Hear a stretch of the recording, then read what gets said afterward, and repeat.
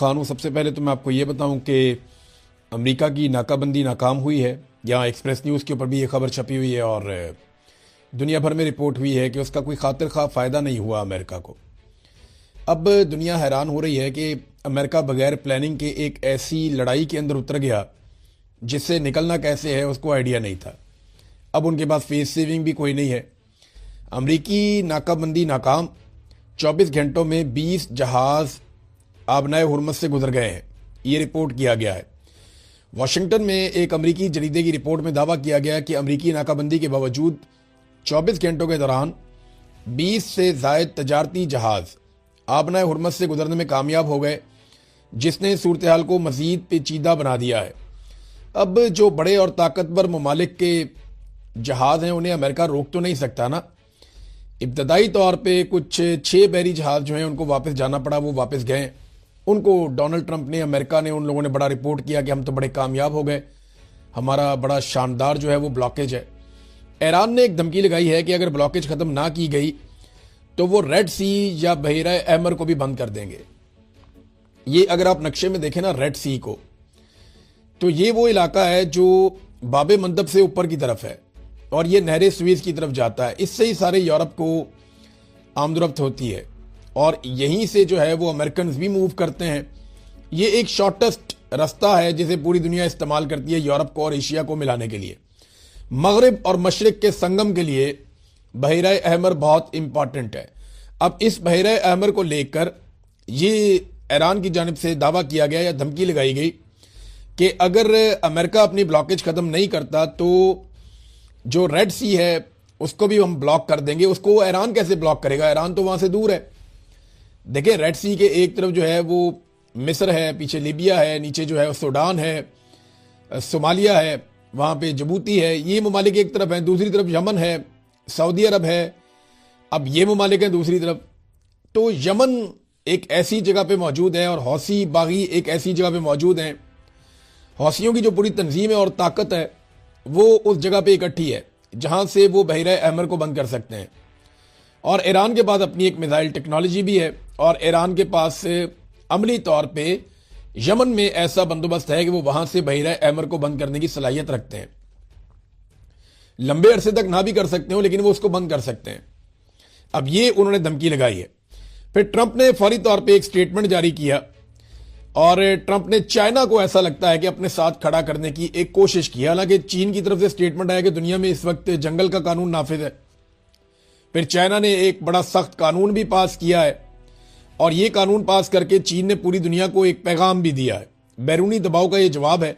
चीन ने ताकतवर कानून नाफिज करके दुनिया को सख्त पैगाम दिया है और इसके ऊपर फौरी तौर पर दस्तखत भी कर दिए गए हैं कि हम अपनी मईशत का, अपने शहरियों का और अपने इदारों का हम तहफ़्फ़ुज़ करेंगे। हमें कोई रोकेगा तो फिर वो भुगतेगा। ये चाइना ने एक सख्त कानून पास कर दिया है। तो काम के मुताबिक इस कानून के तहत ऐसे गैर मुल्की अफराद, कंपनियों और इदारों की एक खसूसी फहरिस्त भी तैयार की जाएगी जो चीन के खिलाफ इक़दामात में मुलव्वस होंगे। इन अफराद या इदारों के खिलाफ मुख्तलिफ नौइयत की पाबंदियां और जवाबी इक़दामात भी किए जाएंगे। अब ये जो बढ़ती हुई कशीदगी है इसमें चाइना ने यह कानून पास किया है। डोनाल्ड ट्रंप इस चीज की नज़ाकत को समझ रहे हैं।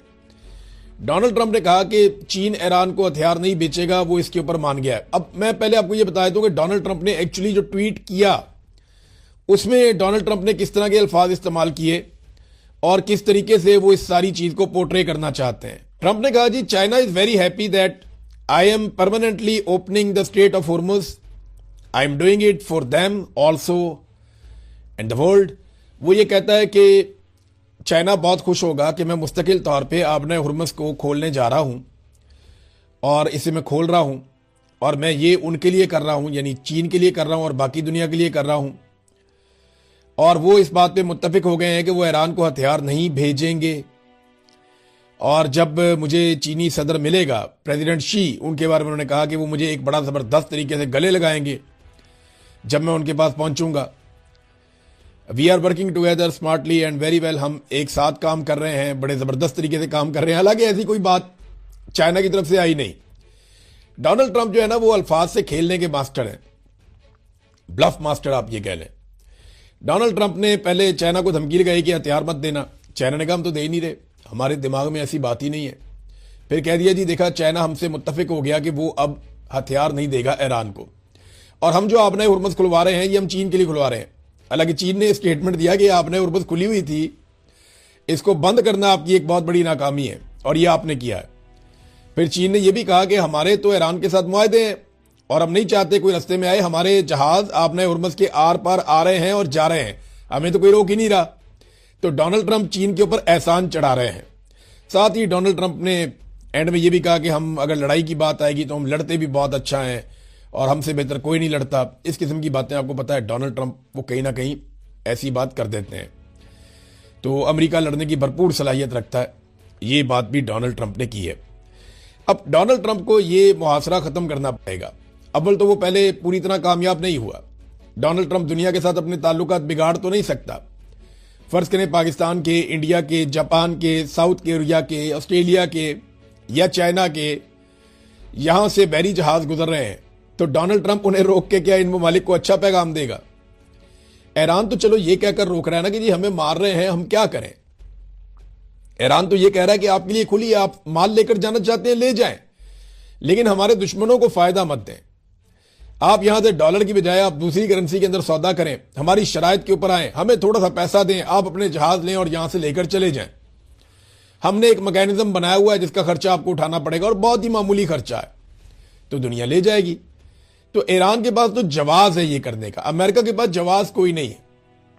वो आपने हुर्मुज़ जो पहले खुली हुई थी, अमेरिका ने उसे बंद करवा दिया और उसे खोलने के लिए वो परेशान है कि खोले कैसे। बड़ी खबर एक और आई है कि पाकिस्तान में मुज़ाकरात कब और कैसे हो सकते हैं। मैं ये नहीं कह रहा कि कब होंगे, क्योंकि देखें यहां पे जंग है, इसमें हम एक दूसरे की पकड़ नहीं कर सकते।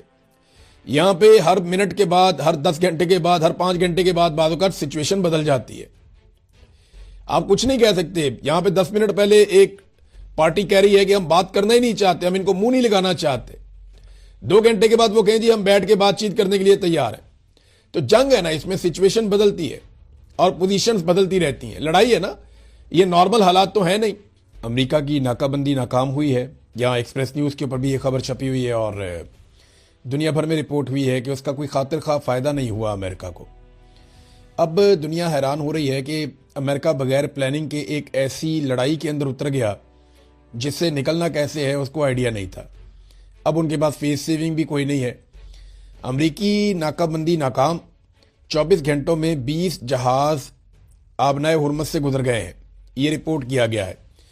वाशिंगटन में एक अमरीकी जरीदे की रिपोर्ट में दावा किया गया कि अमरीकी नाकाबंदी के बावजूद 24 घंटों के दौरान 20 से ज़ायद तजारती जहाज आबनाए हुर्मुज़ से गुजरने में कामयाब हो गए, जिसने सूरत हाल को मज़ीद पेचीदा बना दिया है।